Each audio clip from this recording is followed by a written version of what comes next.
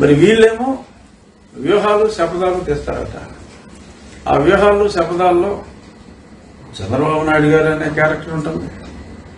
ఆయన చంద్రబాబు గారు ఎలా మాట్లాడతారో అలాగే మాట్లాడతారు.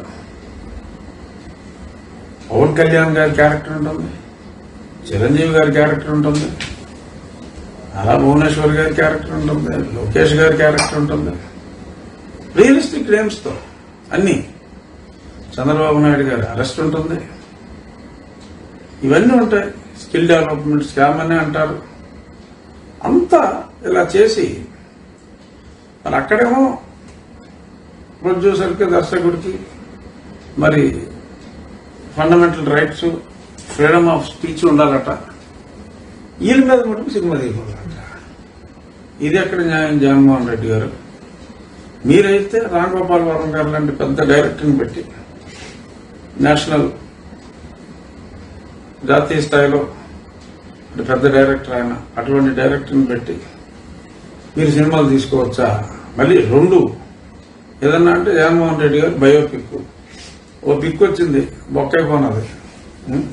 ఆ డైరెక్టర్కి 2 ఎకరాలు వచ్చింది, కానీ ఆ థియేటర్లు ఖాళీగా ఉన్నా సరే వేయాల్సిందే అంటున్నారట.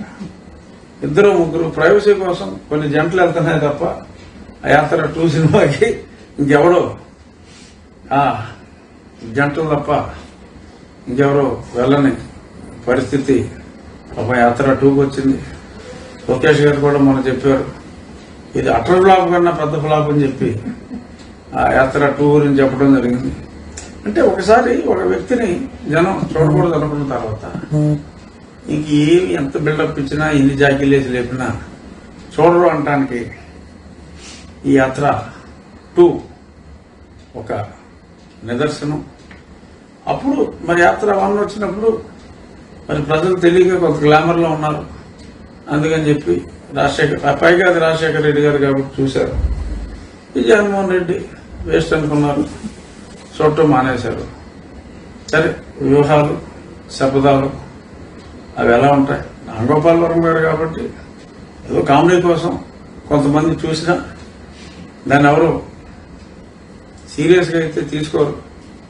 మరి అయినా సరే నేనైతే ఆ వ్యూహం మీద నేను చేసిన శపథానికైతే కట్టుబడి ఉన్నా. హైదరాబాద్లో రిలీజ్ రోజు మార్నింగ్ షో చూస్తా. ఆ థియేటర్లో ఎంతమంది ఉన్నారో నేను పిక్చరైజ్ చేసి రాము గారికి కూడా, నాకు మంచి స్నేహితులు రాము గారికి కూడా నేను ట్యాగ్ చేస్తాను. రాము గారు, నేను అన్నమాట ప్రకారం మార్నింగ్ షో చూసా, థియేటర్లో పెద్దవాళ్ళు లేరు అని అంటానా? ఏ బాబు సారీ రాము గారు, థియేటర్ ఫుల్ అయిపోయినది అని చెప్పి అంటానా? చూద్దాం. అసలు కుదిరితే రాము గారితో కలిసే చూస్తాను సినిమా రిలీజ్ రోజు మార్నింగ్ షో.